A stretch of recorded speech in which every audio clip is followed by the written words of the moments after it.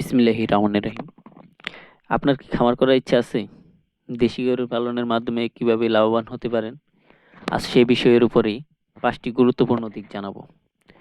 তো ভিডিওটা না টেনে সঙ্গেই থাকুন সুজন এগ্রো চ্যানেলে। আজকে জানতে পারবেন দেশি গরু পালনে লাভবান হওয়ার সঠিক কিছু উপায়। তার মধ্যে ৫টি ধাপ আপনাদেরকে জানাবো। সাথেই থাকুন আমাদের সাথে এবং সেই সাথে একটা গোপন একটা বোনাস পরামর্শ থাকবে। তো চলেন শুরু করা যাক। স্বাগতম সুজন এগ্রো চ্যানেলে আপনাদেরকে। তো প্রথমেই দেশি গরুর দেশি সমাধান নিয়ে আমি কথা বলতেছি। সেটা হচ্ছে দেশি গরুর ১ নাম্বার পয়েন্ট, সেটা হচ্ছে দেশি গরুর পরিচিতি। বাংলাদেশের সবচেয়ে প্রচলিত জাতের গরু হলো দেশি জাত। এদের রোগ প্রতিরোধ ক্ষমতা খুব বেশি এবং খাবারের চাহিদা তুলনামূলক কম। দেশি গরু সাধারণত গ্রাম বাংলার আবহাওয়ায় সহজেই মানিয়ে নিতে পারে,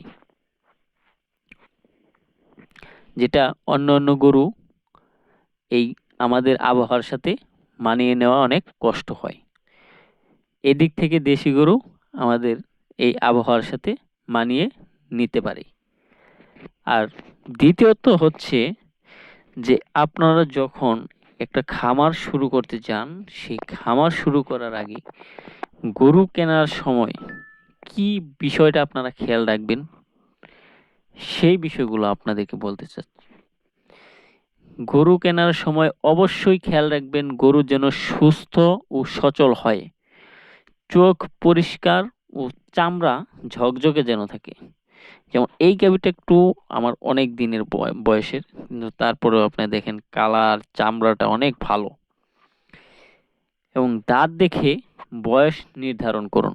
অবশ্যই গরুর ক্ষেত্রে কম বয়সী গরু কিনবেন, এতে করে আপনি লাভবান হওয়ার সম্ভাবনা আছে। যদি আপনি বেশি বুড়ো বয়সের গাভী কিনেন, তাহলে সেক্ষেত্রে আপনি লাভবান খুব একটা বেশি হবেন বলে মনে হয় না। এই বিষয়টা আপনি খেয়াল রাখবেন। গরুর দাঁত পরীক্ষা, এটা আপনি একটু ভালো করে দেখবেন। যেমন গরুর দাঁতের উপরে আপনি বয়সটা নির্ধারণ হয় সাধারণত। এটা এলাকার মুরব্বীরা আগে থেকেই এই এই জিনিসগুলাই খেয়াল করতেন।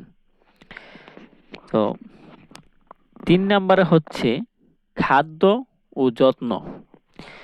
দেশি গরুর কি খাওয়াবেন এবং কি যত্ন নেবেন। দেশি গরুর জন্য নিয়মিত ঘাস খাওয়াবেন, খড় খাওয়াবেন। যেমন ভুসি আছে, তো ভুসিটা আমরা আসলে সাধারণত কম খাওয়াই। এগুলা বেশি খাওয়াইতে হয় না দেশি গরুতে, তো কম খাওয়ালে হয়। আর সেই সাথে আপনি একটা পরিষ্কার যে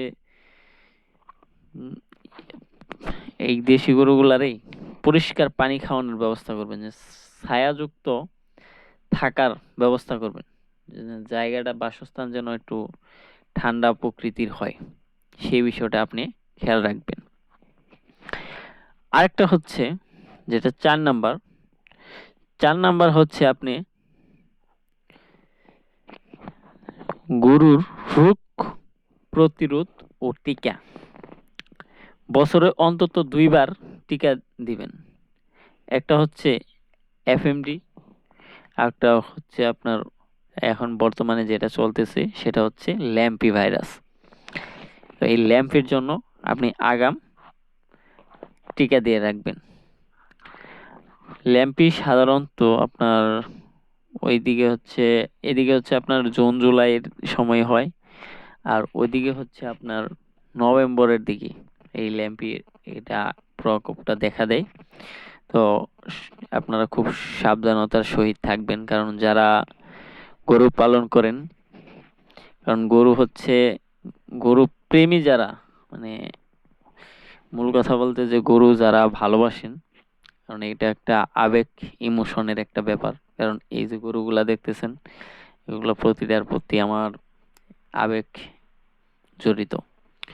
সেজন্য আর কি বলবো, কারণ একটা মানুষ তার মনের ভিতরে অনেক শখ নিয়ে, আশা আকাঙ্ক্ষা নিয়ে একটা খামার করার দৃঢ় প্রত্যয়ে কাজ করে যায় দিনের পর দিন।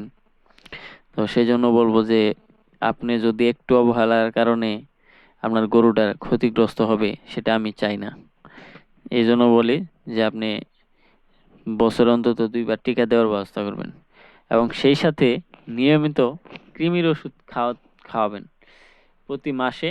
মানে প্রতি মাসে বলতে 3 মাস অন্তর অন্তর, 3 মাস পরে একবার করে খাওয়াবেন।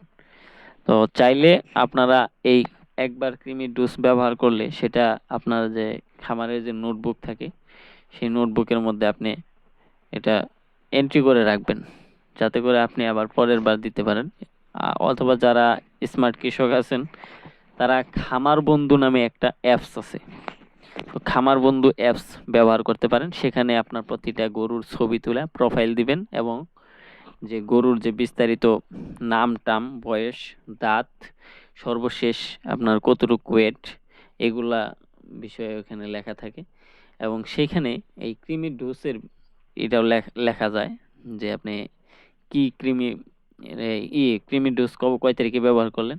আবার ওনারাই আপনার টাইম হলে যখন 3 মাস পুরোপুরি হবে, ওনারাই নোটিফিকেশন দিবে আপনার অ্যাপসের মধ্যে যে আপনার সময় হয়ে গেছে।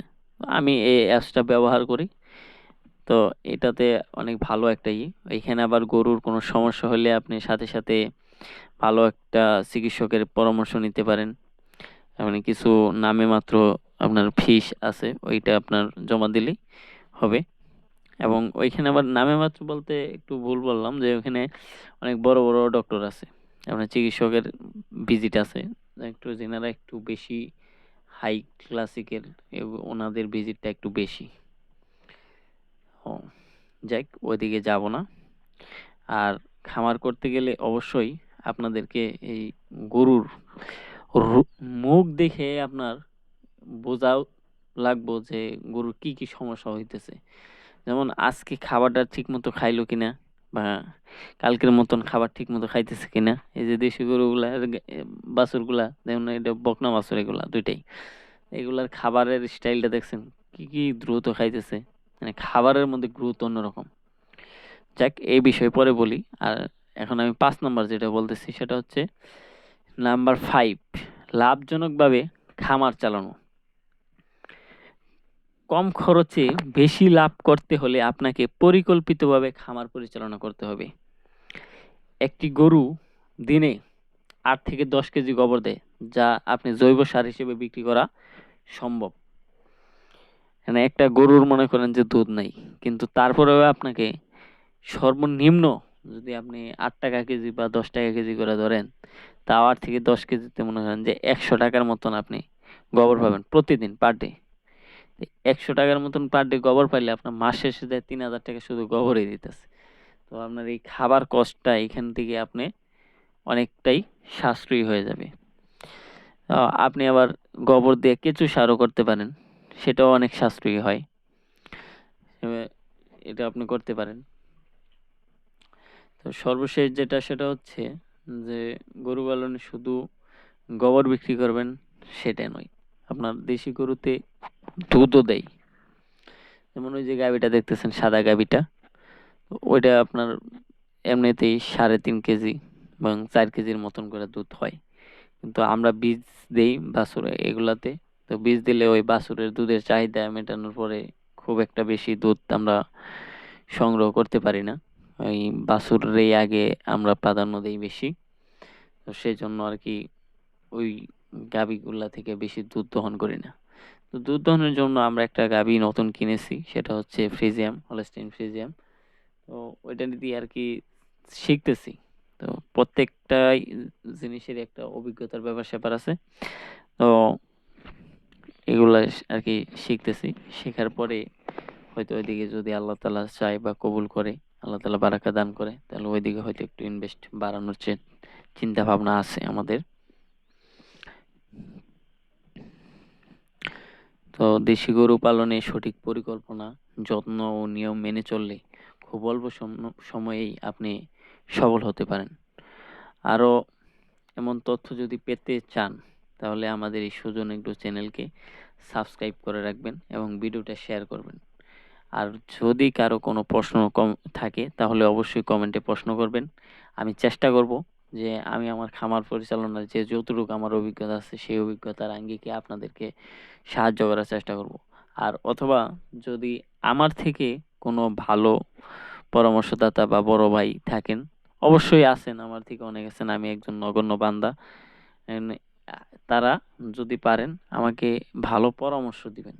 তো শুধু আমার চ্যানেলটা নিয়ে ট্রল করবেন না। সেজন্য বললাম যে ভালো থাকেন সবাই। আর আমাদের চ্যানেলের জন্য দোয়া করবেন এবং খামার বাড়ির জন্য দোয়া করবেন। আল্লাহ তাআলা যেন বারাকা দান করেন। এবং আমাদের এই চ্যানেলের নামেই হুবহু নাম আছে এবং হুবহু লোগো। সেটা একটা ফেসবুক পেজ আছে সুজন এগ্রো। ফেসবুক পেজেও আপনারা লাইক কমেন্ট করবেন, ওইখানেও ভিডিও দেই। এবং সবাই ফেসবুকেও ইনভাইট করবেন আশেপাশের যদি কেউ থাকে। এবং গরু পালনের পাশাপাশি আমি সবজিও চাষ করি, কলাও চাষ করি, ওইগুলার ভিডিও দেখতে পাবেন আমার চ্যানেলে। তো কিছুদিনের মধ্যেই সবজির একটা আপডেট নিয়ে আসবো, সেটাও দেখতে পারেন। ভালো থাকেন সবাই, আসসালামু আলাইকুম।